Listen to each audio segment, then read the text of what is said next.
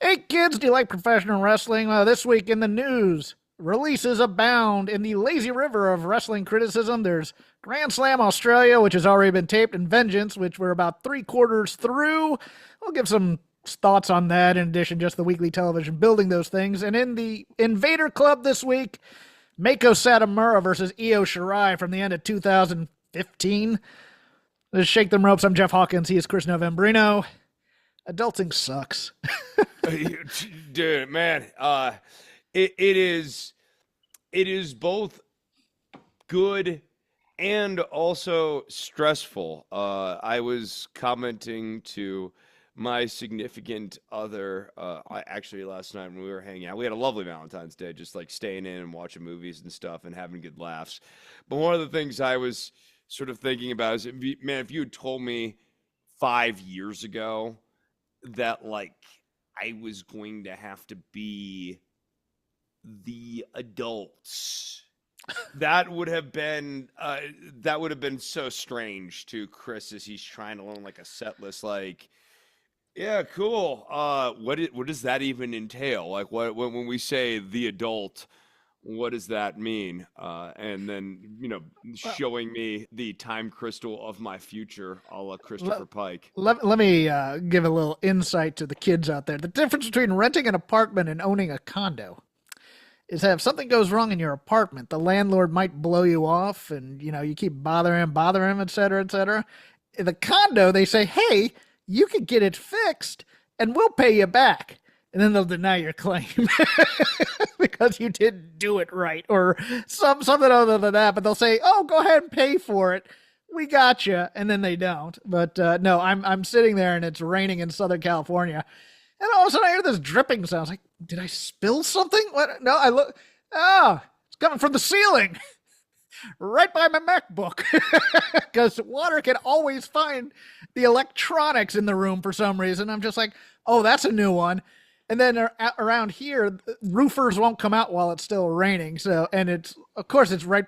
Everything I have in my condo breaks right before a 3-day weekend. Like my air conditioner will break before a holiday weekend. I'm getting a leak in the middle of my 3-day weekend. Something floods right before a 3-day weekend. And of course, the community manager always takes that Friday off to have the big 4-day weekend. So it's like, can I just get this on the books? That's all I want right now. So that is why I'm in a different location from usual if you're watching on video. But let's get to the news. Yes, all companies seem to have been releasing people this week. AEW releasing Malachi Black, Miro, and Ricky Starks, all of whom had been wanting to go to WWE for a long time.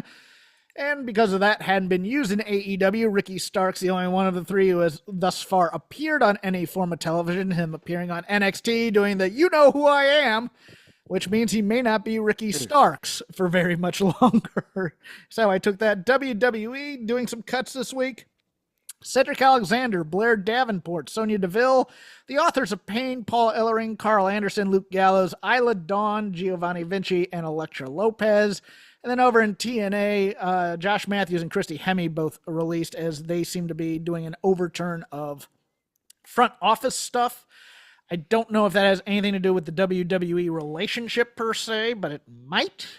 Any rando thoughts you want on any of those, Chris? Man, I really like Giovanni Vinci, and I think Elektra Lopez is a solid act. She's not like the most amazing wrestler in the world, but I see a managerial character for her or something. Like she's not. She's got a bit of like star screen, panache to her. Isla Dawn is a bit of a surprise just because I thought, her tag team with Kaylee Ray was very good. They were doing good work as a tag team. I need to backtrack a little bit and reword something because some people always go, well, they weren't cut. They just said their contract wasn't being renewed. Okay. Sonya Deville's contract isn't being renewed, which was a little bit shocking to me because she got kind of a push in the Royal Rumble. Right. I am also a Giovanni Vinci fan. And I like Sonya too. I like her for what she is. This round of cuts is a lot of people where I don't lay it at their doorstep. They were just not utilized well. I think it's more of an age thing because they have all these people coming in for the LFG, and because the training center is churning out has these 22, 23-year-olds. All these people are over 30, I think, other than maybe Electra Lopez and Blair Davenport. I'd have to check their ages. But they're just north of 30, most of them, and it's like, well, there's not a lot of room up top, and they're kind of clogging the mid card. Like Fabian Eichner, which is what Giovanni Vinci was originally came in during that Cruiserweight Classic on NXT or on the WWE Network, and lost a bunch of weight, earned himself a job, and eventually made it to the main roster for a couple of years. I think he outkicked his coverage. I love that dude, and I thought with Imperium that was a solid act, and I think they should have kept them together. Cedric Alexander, people are saying, well, maybe the Hurt Syndicate, he goes back there and does that. I don't know. It just feels like a Ring of Honor signing to me. AOP, it looks like they really like, because again, Vengeance Day is is going on right now. They just debuted that foursome that had what's Dion Lennox and a bunch of other really giant dudes. So I'm thinking they're thinking two of those dudes are going to be equal to one AOP. But man, AOP and NXT, some of those matches with like the Undisputed Era and DIY, those I think multi-team FTR, ones, they actually were really good in the multi-team match. Yes.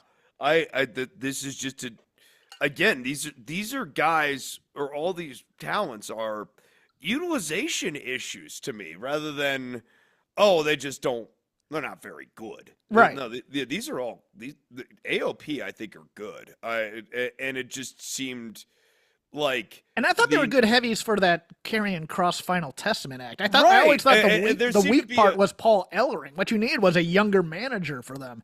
I don't know that you even needed. I mean, I don't even know that you needed Paul Ellering. No, right? you didn't. Yeah, right. Like I get bringing him back just to give him some money, but I would just have Scarlett manage them, and they demolish people like a 3-minute warning or something. Make her like Woman with Doom. Yeah, and she just sicks them on people, and they just start annihilating people. I think, again, utilization. AOP is good.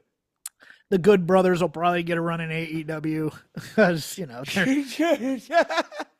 I mean, they've been everywhere and they do everything. But I know, Carl Anderson's kind of injured right now, so that's why that one was unusual, because they never cut people when they're hurt. Still. Right, yeah, but like it's also funny that you mentioned, they'll probably get a contract when they're of all of these teams we've discussed. I didn't say contract. I think they'll get a run with. I think that there's going to be some sort of ironic off with them and the Young Bucks. I mean, you just can see it. I mean, it's as it's right there in your face, kind of a thing, because they love that stuff. Malachi Black and Starks are definitely going to be back in WWE. Miro's the one I don't know about, because I know Miro wants to go back to WWE, but I don't know.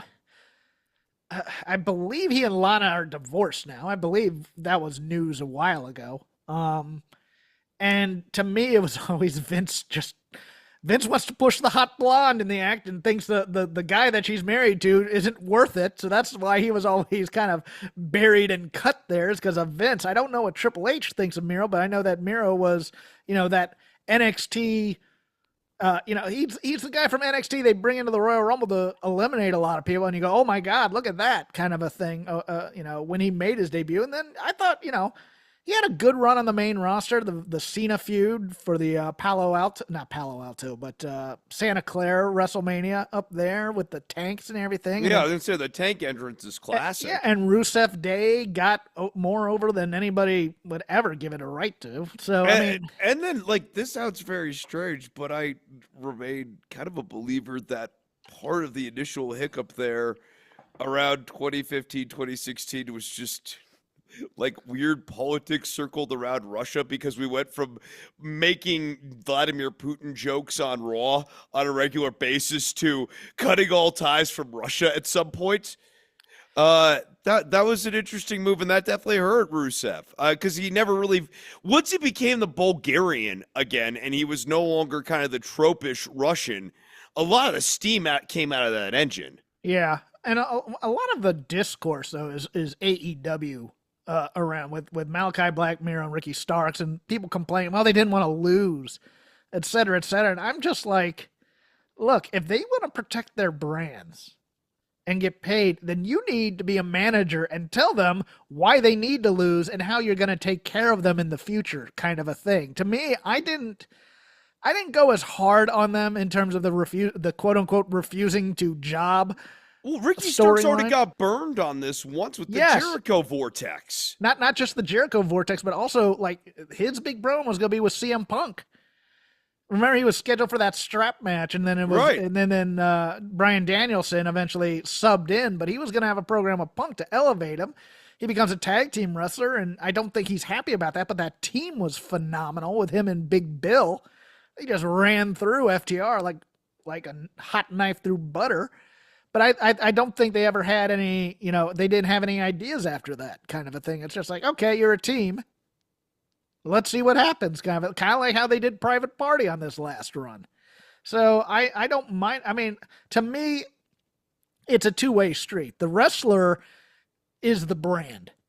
And if they're going to say, I'm not losing to this guy, you as the manager either have to not give them a guaranteed contract where they can do that kind of leverage to you, or you need to be able to explain to them why this loss matters or just tell them you're going to do the job or you're fired kind of a thing. And if, those, it's just so, and of course, Malachi Black just wants to be with his wife back at the other place. So, I mean, he's going to be a malcontent and whatever. I don't know. Well, he's kind of got a history of being a malcontent. Yes, and he also has a history of having sweet nothings whispered in his ear by people and believing them. So, you never know. I don't know. I hate talking right after people are fired about where do you think they're going to go next? Because, like, dude, people just lost their jobs. Don't. There's a bit of a respect thing in there, but I hope wrestling is strong enough where everybody gets work. That's all I hope for everybody else. Second Court of U.S. Court of Appeals on February 7th upheld a previously unreported district court ruling involving the government's investigation of Vince McMahon. The too long didn't read version is that in this NDA thing with the SEC, Vince was using text messages instead of email to get around attorney-client privilege. The SEC case was settled, but then the district court just came out with the ruling saying, yeah, he had violated attorney-client privilege. And there's a lot of weird wording in the news articles because the news articles say the grand jury is still seated, which means there's an ongoing investigation. Vince McMahon's attorney is saying, no, this thing got settled and there's no criminal charges coming. I thought there was ambiguity about the grand jury. It's like, the ambiguity is saying that even what the grand jury is on, right? Well, the words are currently before a grand jury, so yes, we don't know if it's talking about the SEC investigation or if it's talking about the sex trafficking investigation or if there's another ongoing criminal investigation within there. Yeah, to that point, there's ambiguity about the nature of the grand jury. There's a lot of people talking. That's the other thing. It's like Vince McMahon's attorney is blah blah blah blah blah blah blah. The people, Janelle Grant's attorneys is talking to whoever will listen about different various things. So I guess in advance of our cherry pickers out there, our beloved farmers, we must support our farmers, Jeffrey. I will qualify this with like an if blank is true sort of thing. So if we are to believe what McMahon's attorney is saying. Yes. And that the criminal probe is being wrapped up here. And let me add a bit of note here because it says the investigation being dropped came on the same day, or said it was being dropped, came on the same day that the SEC announced a $400,000 fine against Vince McMahon for withholding two recent NDA settlements, a $7.5 million with a former performer in the mid-2000s, and a $3 million settlement, of which only $1 million was paid to Janelle Grant, et cetera, et cetera. This had to do with the SEC filings on profits, et cetera. Again, for our cherry pickers out there, we support our farmers. If what McMahon's attorney is saying is true, and there is not merely coincidence but a correlation between these two things, then the thing I went back to was the quote from McMahon last year, where he was proudly proclaiming his complete and total innocence and his complete victory on it. And if anything, if this bears out, and I'm now slightly alarmed about this, and I'm preparing to do a mea culpa on it, if this bears out, Jeffrey and I made a mistake in dunking on McMahon unrelentingly for being a horrible person, and that no court in the world can possibly exonerate him for his awfulness.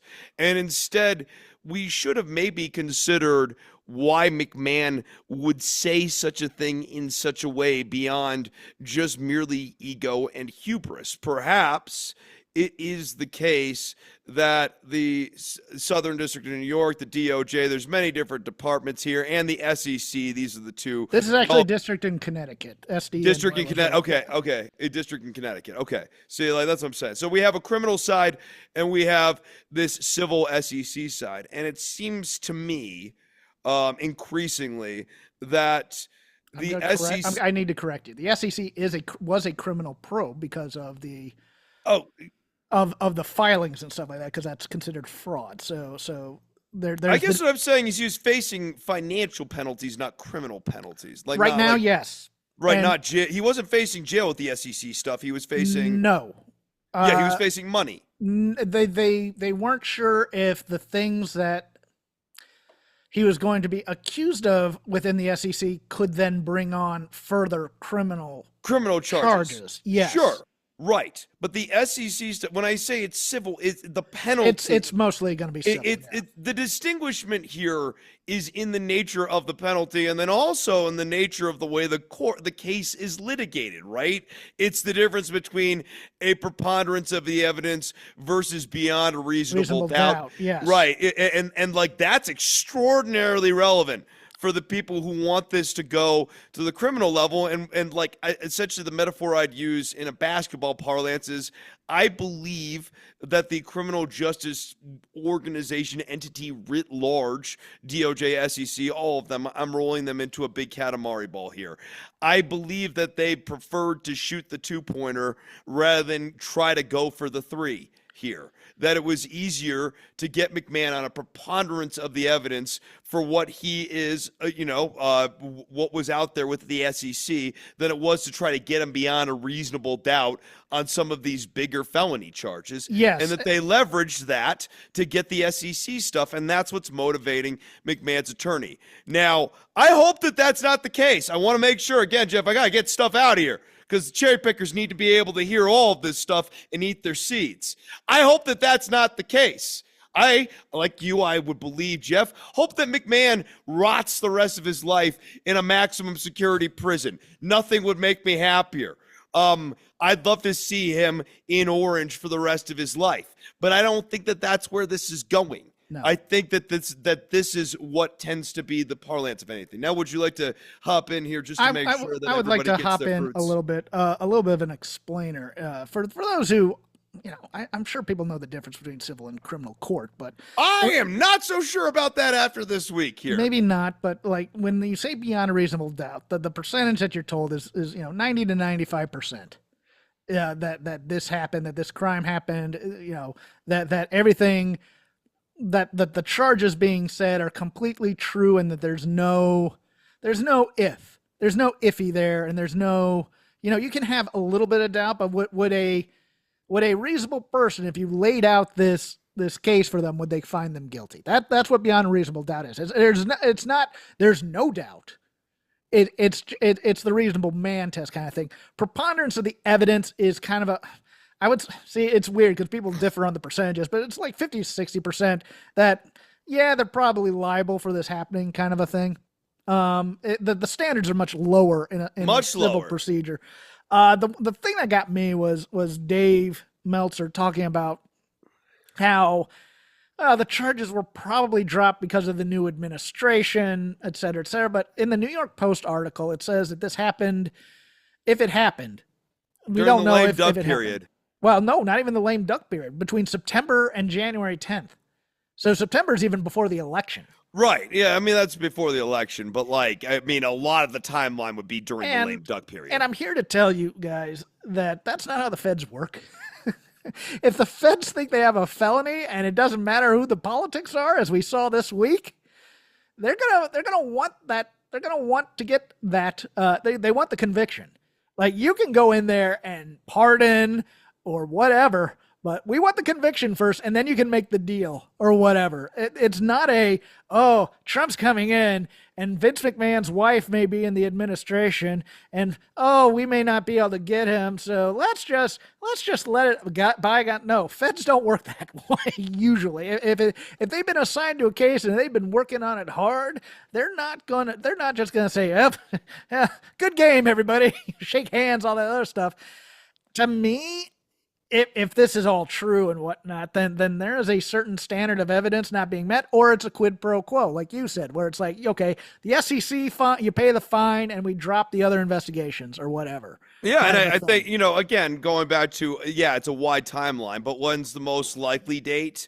Go back to the McMahon quote, because what could possibly have motivated that quote other than that? Yeah. Like, it's like waking up and just be like, and the feds aren't gonna, you're innocent. And the feds aren't going to announce, well, we've disbanded the grand jury and whatnot, et cetera, to the media or whatnot. They rarely say what they're doing in public, et cetera, et cetera. So I think you can believe McMahon's attorney. It's one of those things. I tend to think he's right, which is why I'm running with this. And so then I want to circle back to the last thing here, which is, now that we have a fuller context on this story, the idea that WWE's fake staged pseudo press conferences that they do after their pay-per-views, that they shoot on their own cameras, was ever a vehicle for affecting change on this. Right. It seemed impotent last week. Now it was completely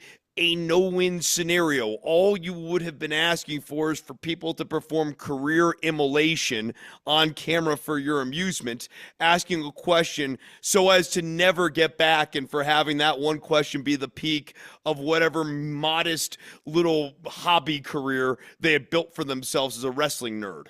Yeah, and that was my point, was all the criticisms were in bad faith for the most part. Well, I guess my point is they were in bad faith.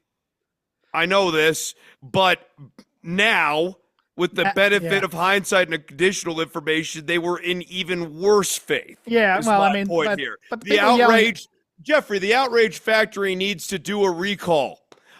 They won't. You know that. I know they won't. That would involve them growing as people.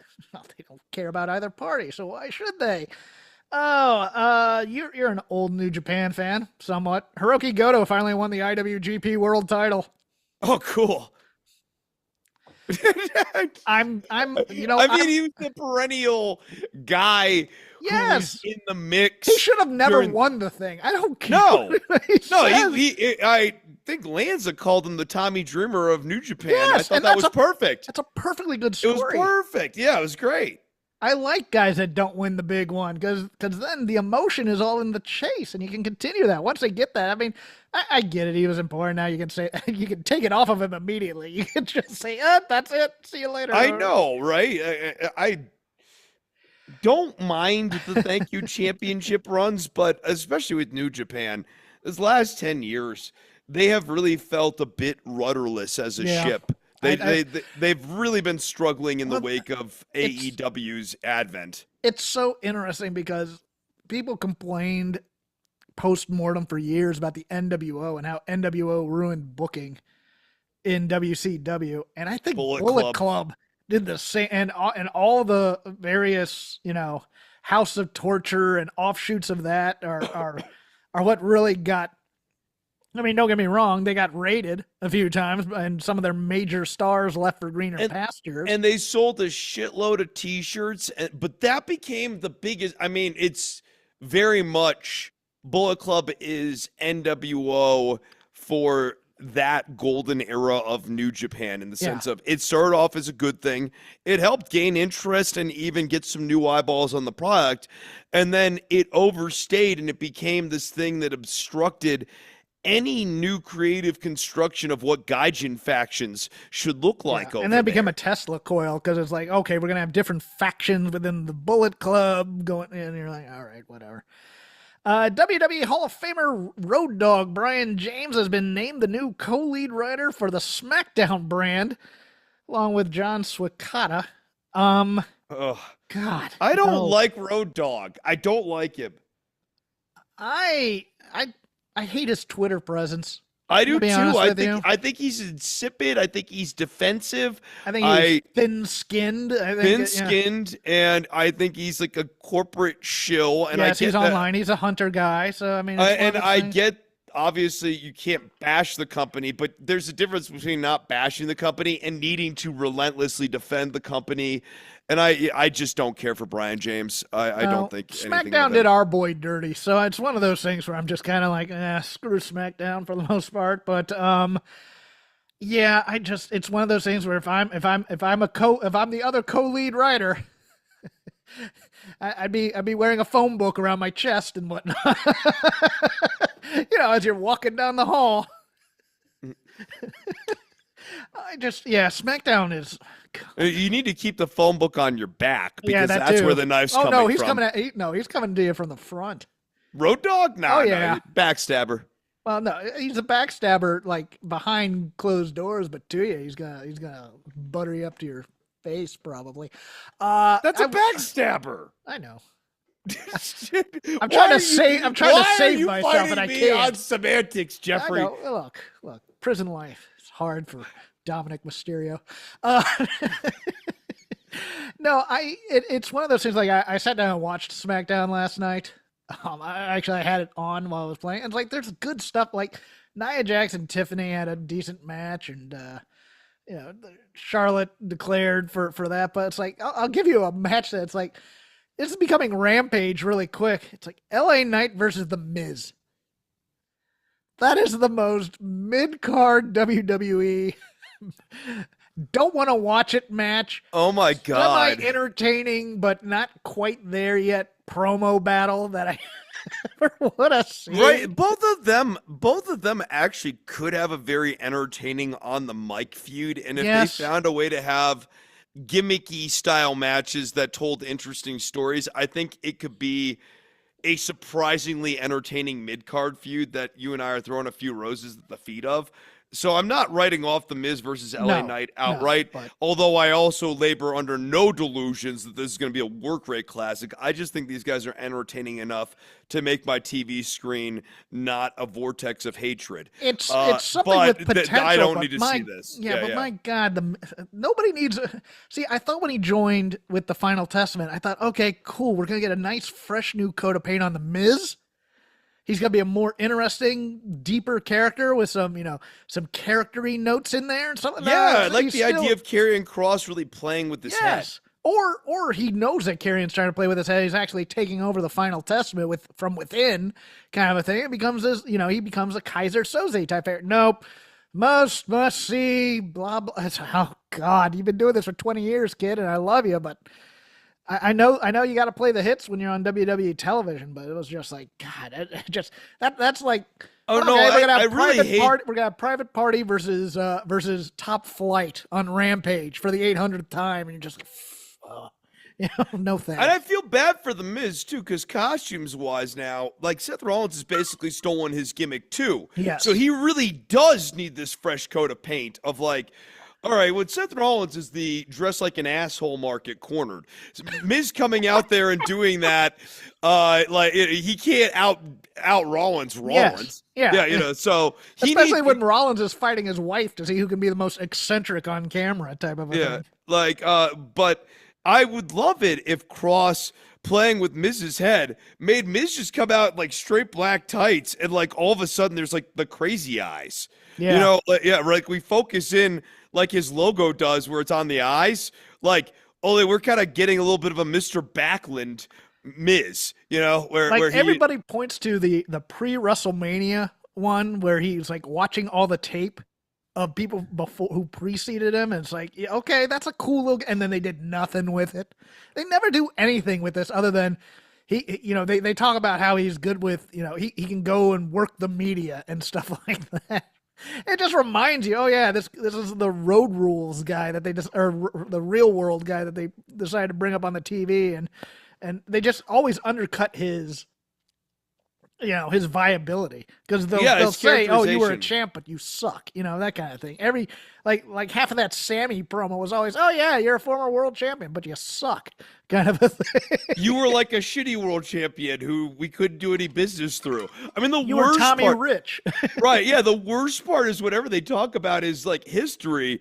There's always this implication of, yeah, but you couldn't draw a dime. You're Jeff Jarrett. There's an asterisk by it always.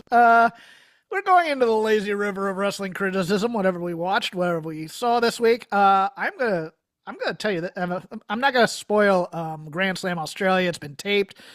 No big surprises out of that. But Chris, I really liked AEW Dynamite this week, and I don't know if it was because they didn't have a lot of the top guys there.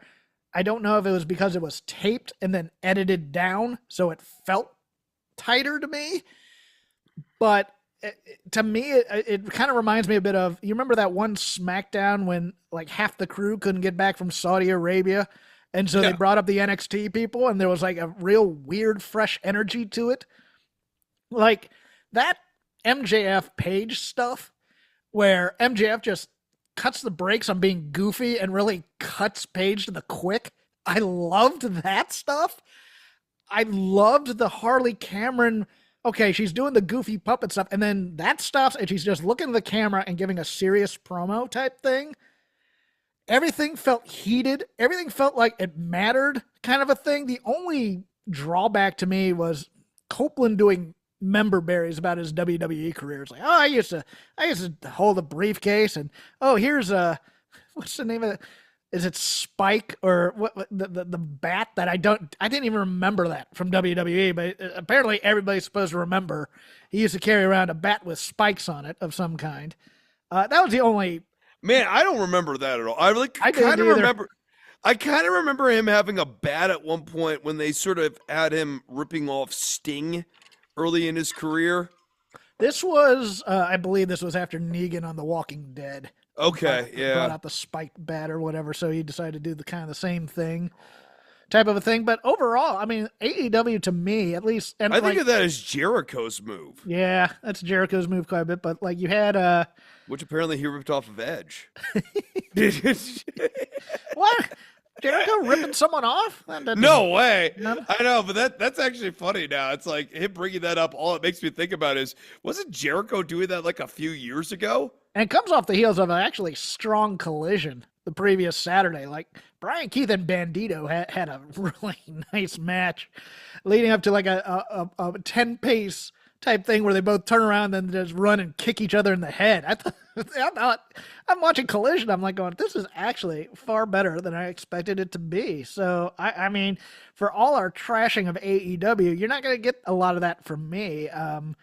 Even like the Gun Club looked pretty good for a while there versus the Hurt Syndicate. It looked like they got a little bit lost there towards the end and kind of started like mashing the X on the controller and doing the same move over and over again. But I thought that tag title match was pretty good too. So no complaints from me from AEW Dynamite. Just wanted to bring that up. Your turn. Yeah. No, I mean, I'll just kind of we'll do Dynamite and we can move on here at this point. I think Harley Cameron is a personality this show has sorely needed.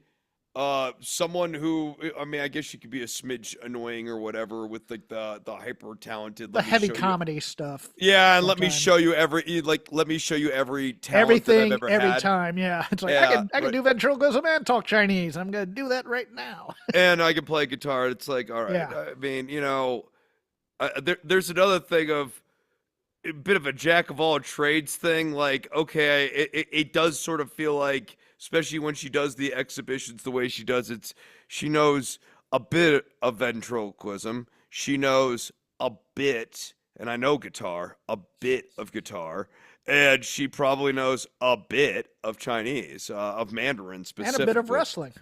Yeah, and yeah, right. And like, it's impressive to have all these different interests and be committed enough to like, learn stuff about them or whatever. But like, I don't know. I don't think that that's doing as much for her, or like showing off this resume of being a jack of all trades or a Jill of all trades does as much for her as just she's got a great personality. I think, the Yeah. camera loves her.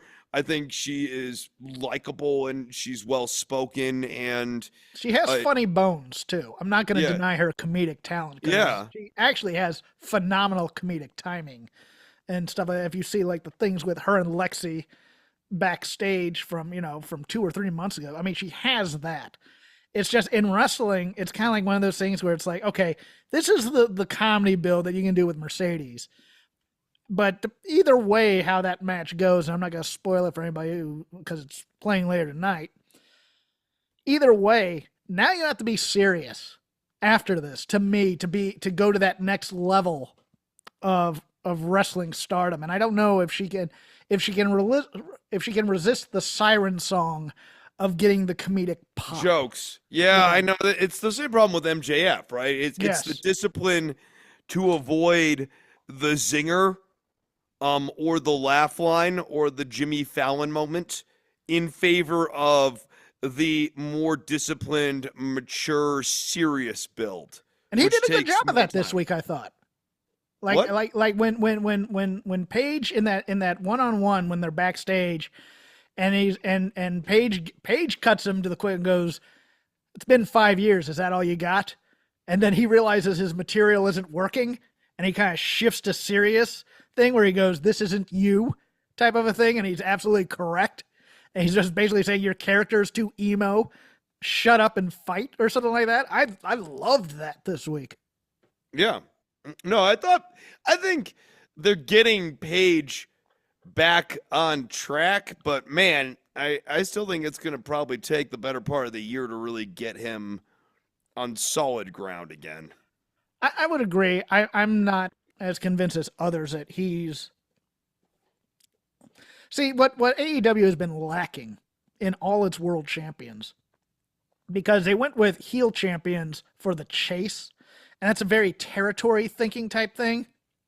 And the thing that WWE has always done better than anybody in the history of their promotion in terms of from the 80s on. I'm not going to deny that Bruno Sammartino and Bruno's part of that too with the triple WF is here is our big babyface champion and he's the guy and he is the spokesperson for this company and he's going to represent our company in all facets type of a thing. AEW has never done that very well. They kind of tried with Page, but he was still doing the emo cowboy stuff. Kenny was a heel, Jericho was a heel, Moxley was kind of there. In Punk a way, almost got there. their original sin was going with the heel champion to start things off. Yeah, again, the biggest mistake they ever made was not taking the Elite and pushing them to the moon as these are the best people in wrestling right now, and you want to watch them. Oh, I don't know. I'd say the biggest mistake they ever made was not pushing Cody Rhodes as a main event act. But, That too. I guess, But that's part of people the can Elite. argue dollars and cents. I'm arguing him as part of the Elite, as part of the vice Okay, president. sure. Yeah, it was one of the vice presidents. Yeah, right? Like, they I mean, tried to go against Omega and the Bucks programming. were the guys at the time, and they needed to have the belts. I thought, and then you can put a secondary title on either Cody, which he did, or Paige, and just go on with it. But it was just one of those things where they never got the thing that the AEW fan base wanted, and that's what they wanted. But I'm sorry, Edge and Jay White, Edge and the Switchblade are not the heart and soul of AEW. No. They are not the beating heart of anything. Jay White's an okay promo, but I'm not impressed with him as a promo. I'm not impressed with them. Yeah, right. It's never bad. It's can't not sit bad, there, but it's not great either. right. It's I can't sit there and parse it and be like, well, that was shit. No, but it's just never.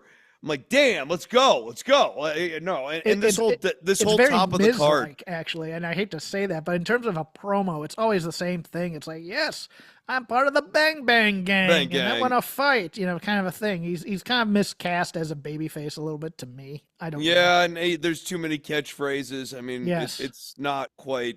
You don't Kenny believe Omega's, it. You don't think it's from the heart. You think it's from a wrestling promo script. No, yeah, you think it's from the word bank. Yes. The Bang Bang Gang and all of the accoutrement of the Bullet Club, and then Also, couple that with the fact that the Bullet Club stuff, as we discussed earlier, is just stale. It's just stale. No one cares in 2025. I'll let you go again. I talked a little bit too much over yours. I mean, that's okay. Okay, we will move it over to.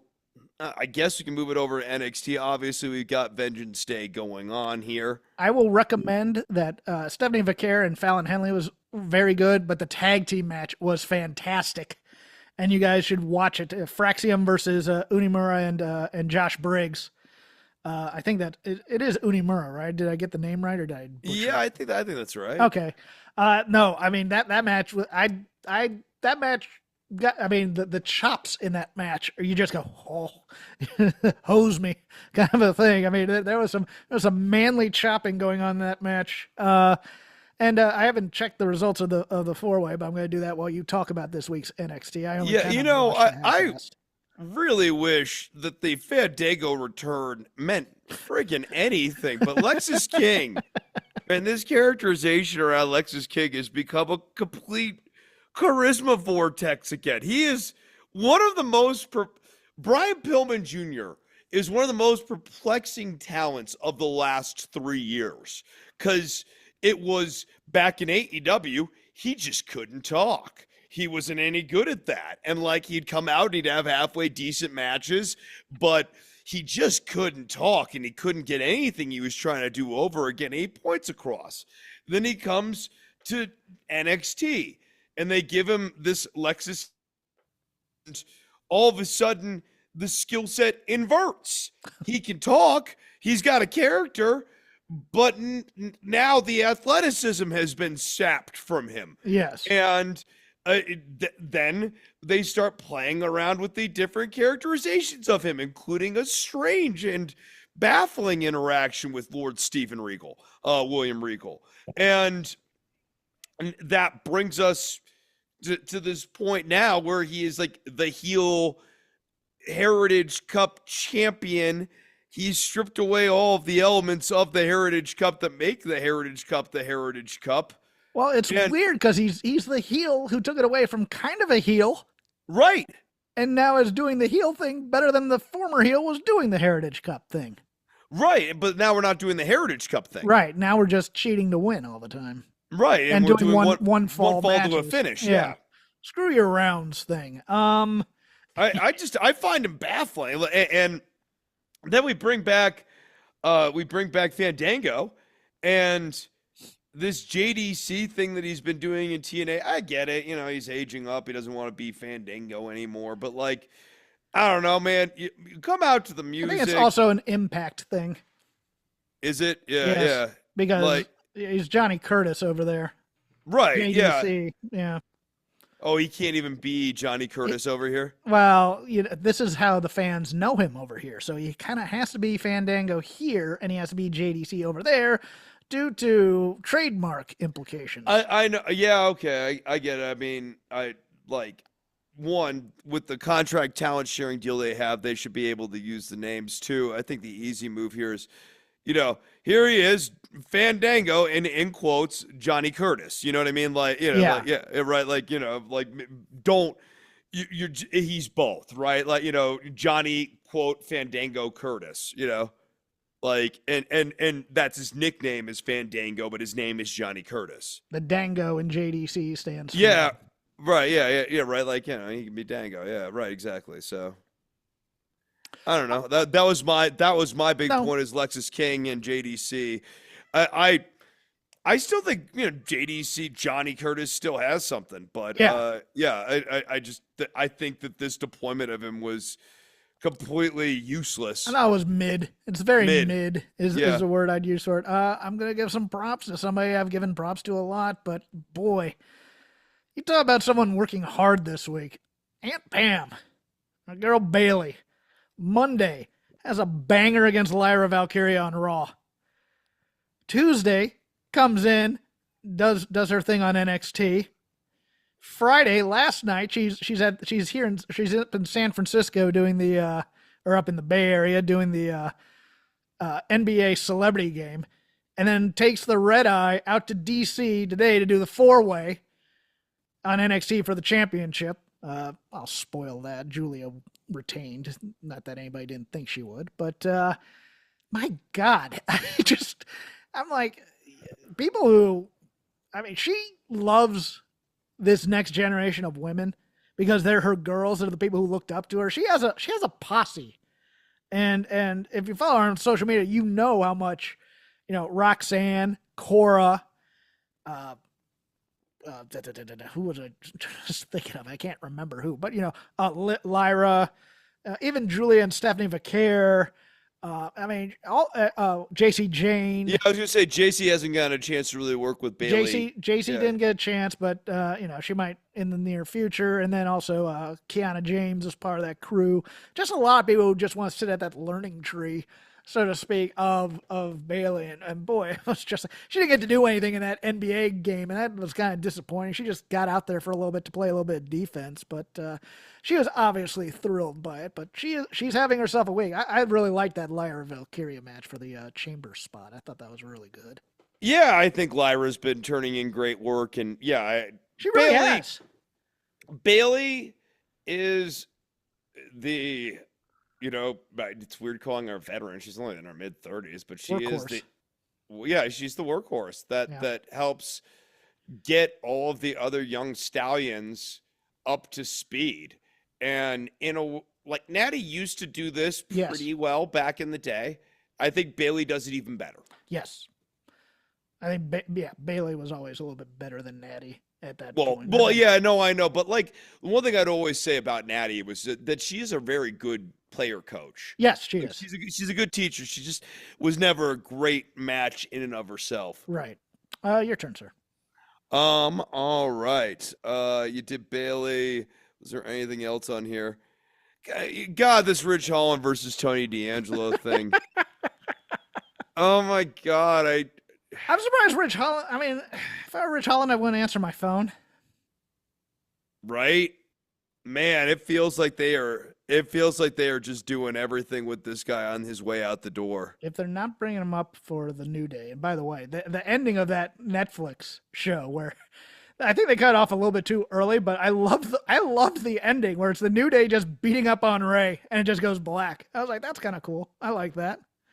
Yeah. But yeah, if Ridge, it looks like they're not gonna make Ridge the third guy. But I'm just like, man, for an Izzy Dame turn angle, okay. I know, and I think Izzy, as you know, my feelings about Tony D'Angelo's Mafia, but I think that Izzy Dame was better served as a babyface trying to gain a little bit of crowd support and personality through the Tony D'Angelo Mafia than whatever the Ty Dillinger, Sean Spears cult faction thing is that has no story behind it. The Royal Rumble winners both selected, to me, the B champions, which is interesting. So they're going to quote unquote main event Mania, but they're not really the biggest matches that you can think of.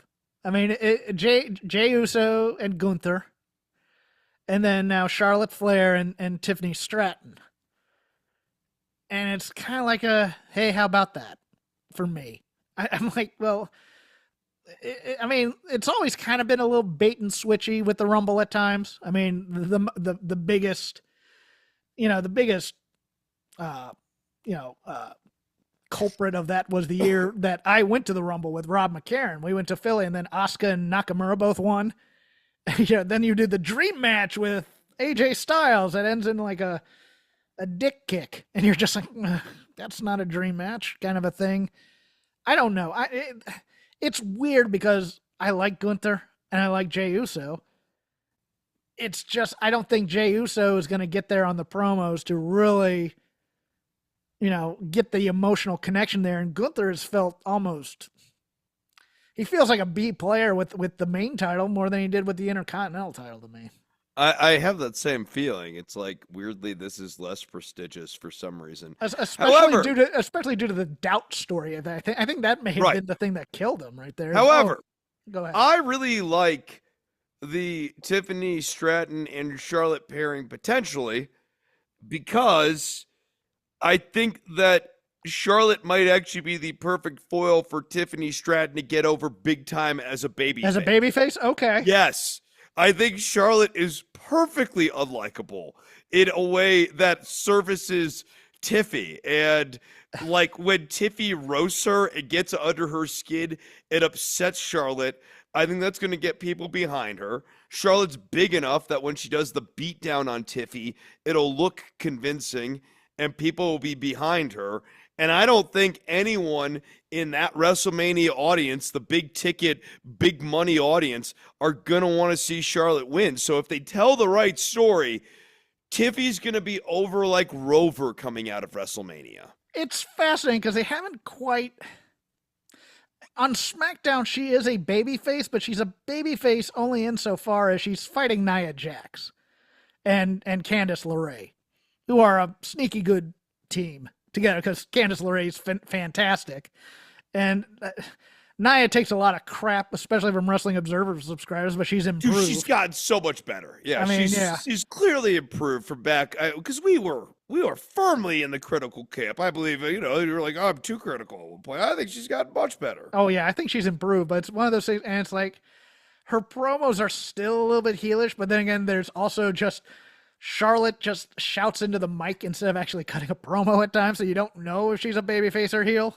She just says she's a Flair and woo and all that other stuff. Yeah, she does things that are grating and nepotism-y. But Chris, I think she's going over Tiffany. I think Triple H wants to give her the 16 titles or whatever to break her old man's record. I think she's going over Mania, so I think you're gonna be disappointed a little bit. I think you're gonna be disappointed. I'm Jeff. always disappointed, you know. Yeah, exactly. I'm gonna break your spirit again. Well, I don't have anything else, do you? So I don't know that I do. Okay. I mean, let's go into something not disappointing then. Yeah, let's do it. Vader Club. Meiko Satomura versus Io Shirai. My goodness, did I enjoy this match. Io Shirai is 3 cups of crazy in this match. That moonsault over the entranceway in the aisle in the stands was Meiko Satomura's doing her kick routine and just beating the snot out of her. And the ending sequence of this, which I think we saw in the last match we saw with Meiko, but she does the Death Valley Driver, gets a 2, she just picks it right back up, does the Death Valley Driver again, gets a 3. Always works with me because she's not doing the WWE style histrionics of, oh my God, I can't believe she kicked out. Nope, I'm here to win a match. I'm going to go hard at it, and I'm going to keep on you after you kick out at 2, and I'm going to beat you eventually. Or no, she didn't. Wait, she didn't win, did she? No, I can't even remember who won this match because then oh no, never mind. Kicked out at 2, and then Io Shirai did a whole bunch of aerial stuff. Like Io comes out on top. Yeah, no, you're right about that. I'm misremembering things. I've been watching so much wrestling this week. But it's like Io did the. I kind of howled because she did kind of the same drop kick that Zoe Stark did to knock out Dakota Kai, and I'm like, Meiko Satomura should be concussed right now, and she's not. Io just does the best moonsaults.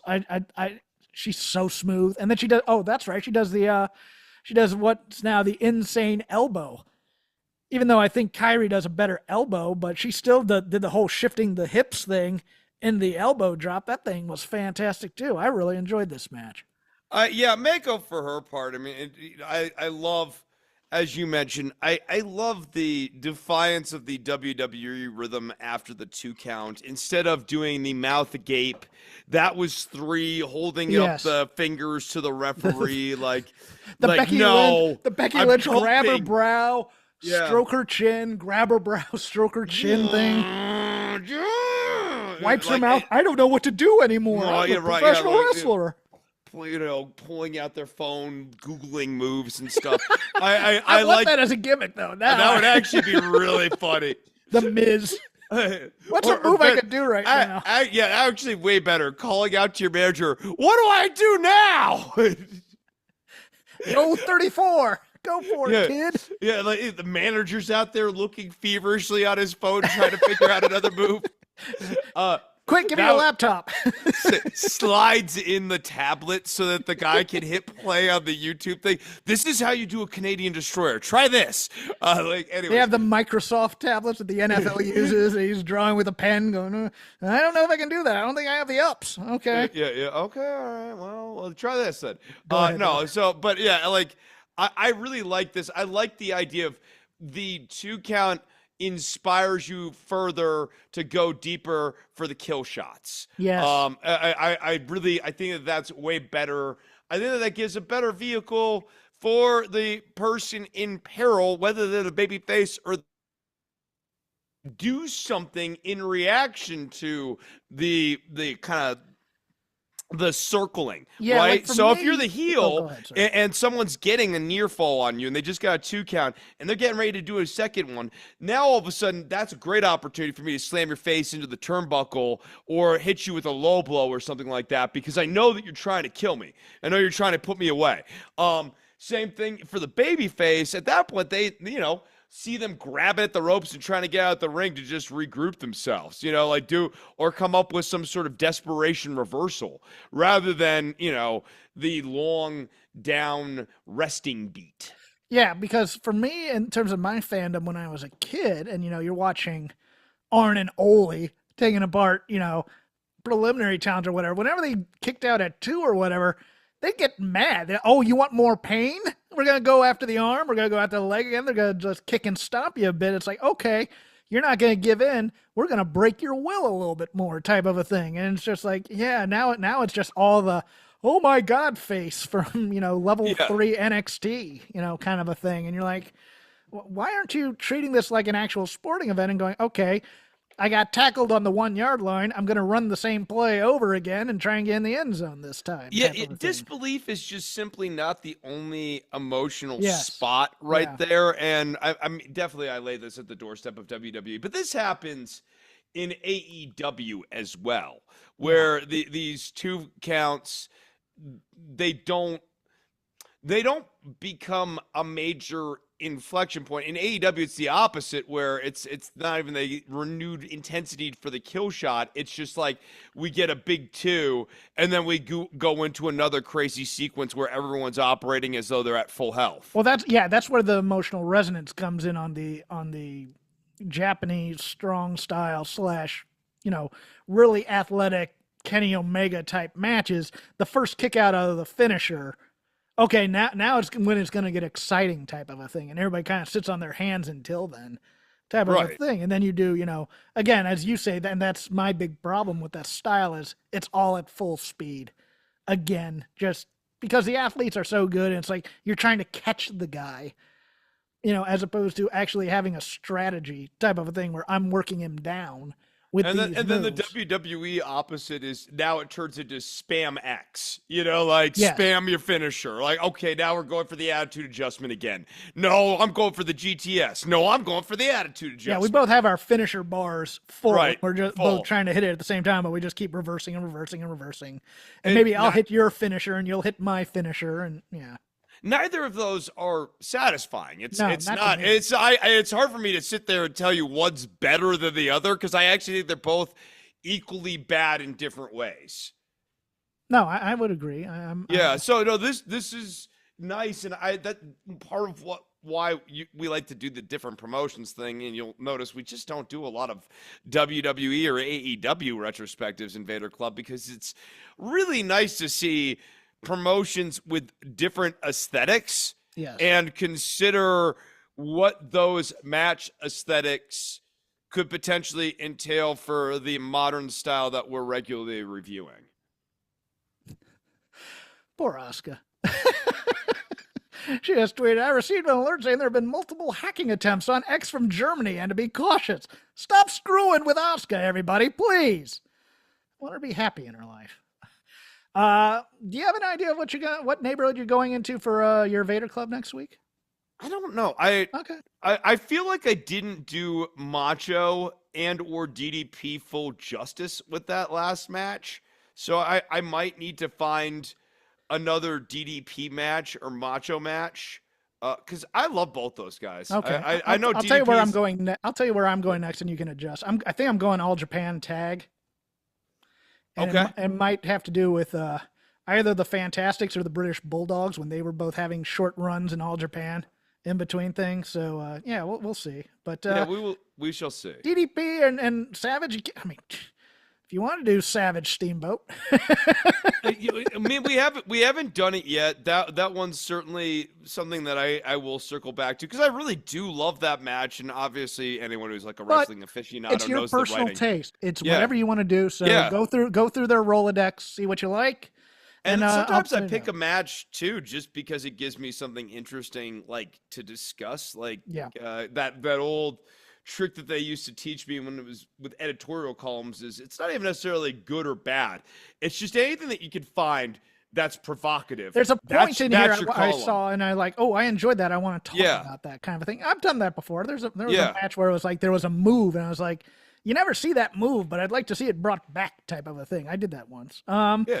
But we'll end it there. There's been Shake Them Ropes. I am Jeff Hawkins. You can follow me on X at CrapGame13. You can follow the show at Shake Them Ropes. Chris is only on the gram. You can follow him at DOCTOR_NOV. We are part of the Voices of Wrestling Podcasting Network. I also do another show over on Fight Game Media on Wednesdays. It's called The Dynamite Show. Very creative name, but about 20 minutes after Dynamite goes off the air, Paul Fontaine and I are on YouTube Live breaking down all the stuff from AEW that week. It drops into your podcatchers for free the next morning if you choose to wait. But I'd appreciate you giving a listen. Chris is going to sell you a whole lot of things, and you should buy them from him.